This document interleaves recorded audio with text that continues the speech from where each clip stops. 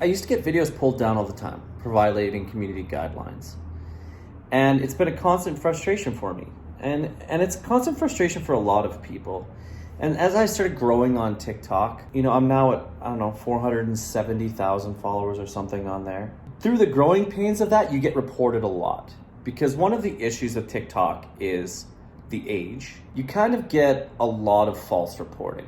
You get people who just aren't happy about what you're saying, what you're doing, they just don't like your video. Maybe it's a hater. In the beginning, I really applauded this system. Like, it's what social media needs. Like, you need the ability to report stuff that breaks the rules. And TikTok empowers you to do that. But the problem is, it's being abused. That's where you blur the lines and it becomes really, really uncool. And I'm not gonna lie, when I woke up this morning, I was gonna make this video, but I was too angry to. This video would have been one of those scathing rants that comes back to haunt you, that becomes a meme or gets, TikTok's attention and they suspend my account or something. So after a period of cooling off, letting cooler heads prevail, I wanted to have a real discussion about this and why I think it's such a huge issue for the platform. Or the problem with the reporting system at TikTok is there's no barrier to entry. There's no qualification system. If you have the app, you can report any video for any reason. And TikTok kind of leaves it to the community to decide the fate of videos. And I think that this is an injustice. The system was great when TikTok first started, when people would flip on a camera, do a little dance, or do a little lip sync, or sing a little song, or tell a little joke. And TikTok was this place where it was a cringe factory. Let's get that straight.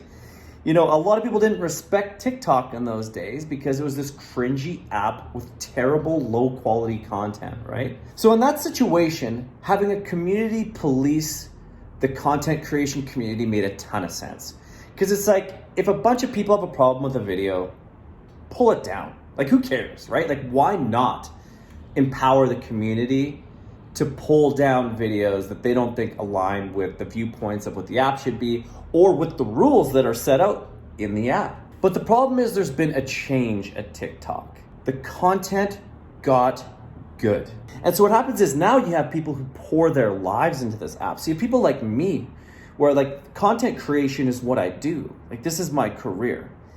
And my TikToks take me days to create, between coming up with the idea, finding the images, finding the perfect song, setting it all up, putting all my gear, getting my outfits together, picking the items around the house that I'm gonna use to draw the image, editing, which can take 6 to 8 hours. That's the timeline of one of these videos for me. So it's not just like I'm flipping on a camera and I say something stupid and I post 10 of these a day and I lose one of these videos and I just be like, oh, whatever, who cares? The problem is, this app is their livelihood. What I create is all of my energy and all of my time.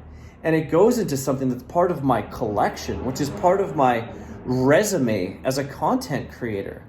So it frustrates me to have a video pulled down for no reason. The discrepancy comes in when you have people making content who understand the rules, and the people who are reporting that content don't.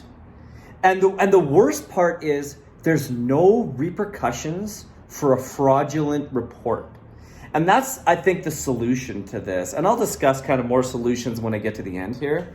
I'm not just complaining. I have some very doable ideas that would make TikTok a better place for content creators. I want you guys to tell me, is there something that I'm missing? Did I break a rule? Because I don't think that I did. Now, I can't play with the original music. YouTube will copy strike that. So I have to play a different kind of music over top of it. Let's watch.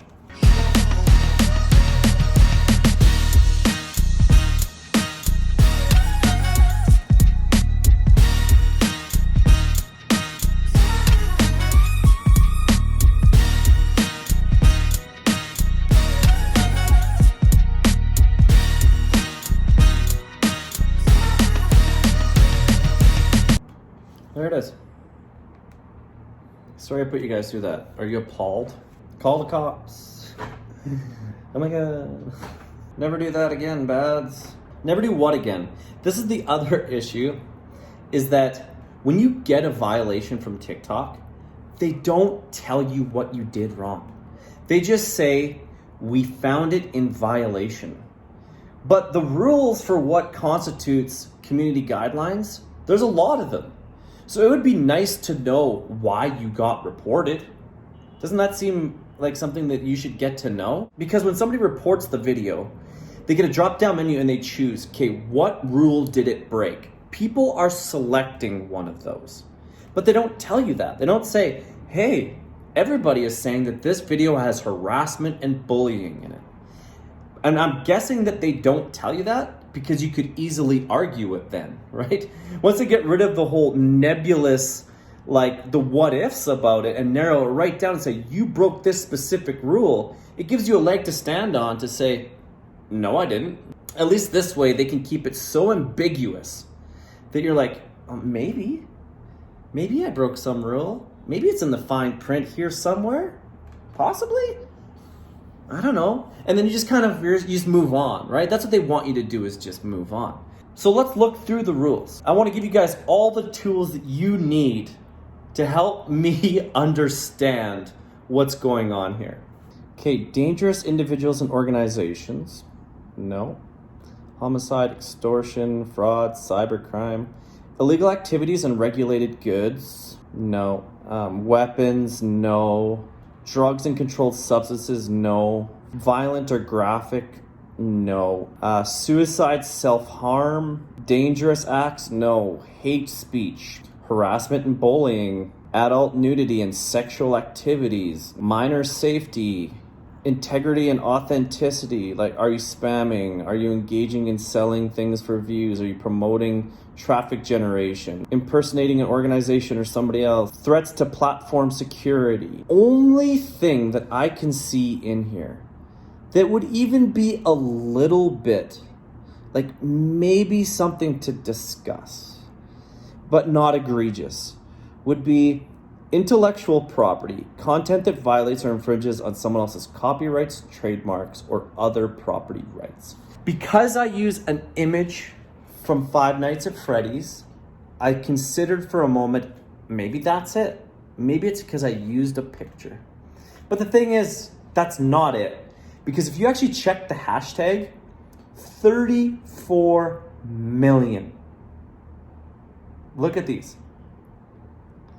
There is unlimited images of the game, images from the game, drawing, cosplay. Everything here is exactly what I was doing. I did not do anything above and beyond any of this from an intellectual property standpoint, which leaves me at a complete impasse. Like, I read those rules line by line, and I don't get how they could possibly say that I broke any rule. And they just take some random person's word for it. It's not fair. It's really, really frustrating. And so I want to know, like, guys, are you with me?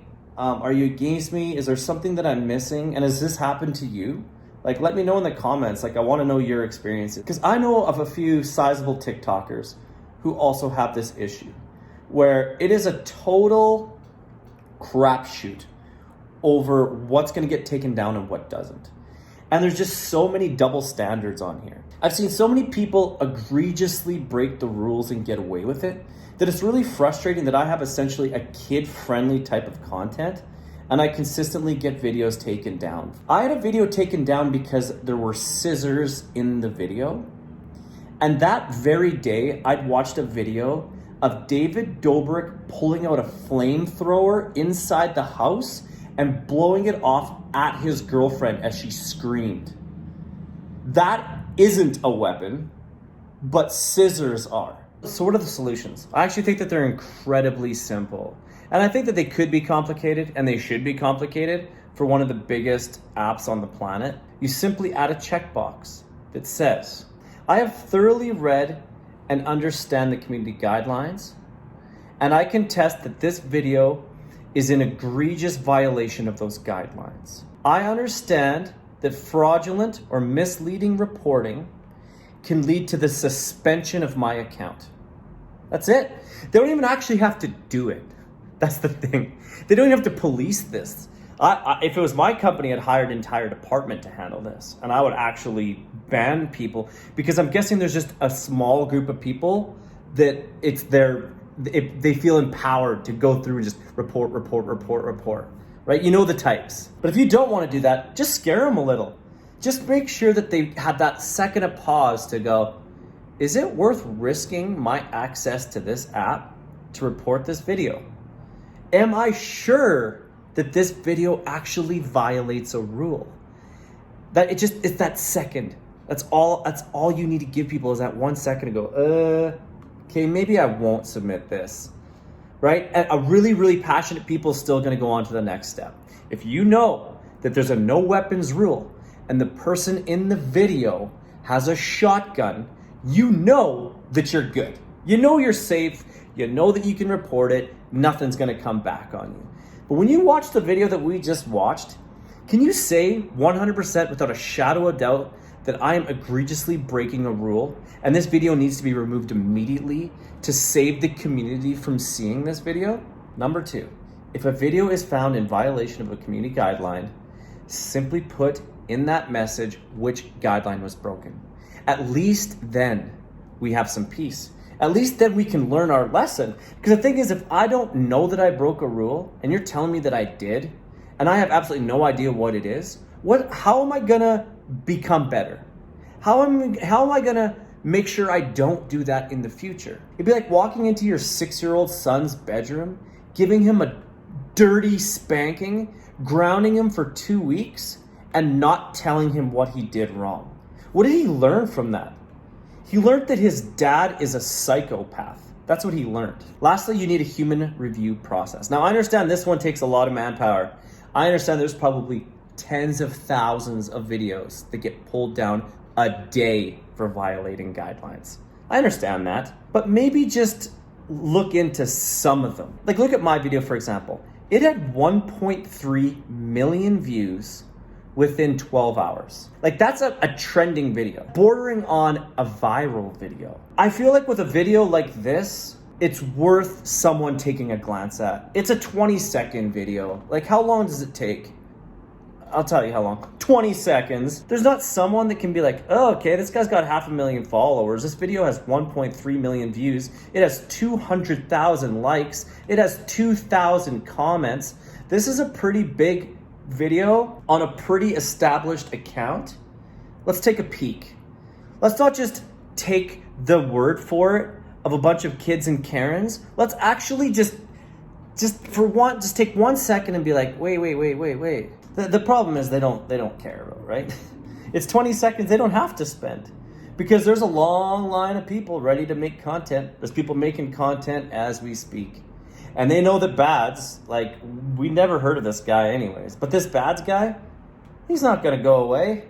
He's been on this app for a long time. He posts on a regular basis. And they roll the dice that, I'm not going to make a YouTube video about it.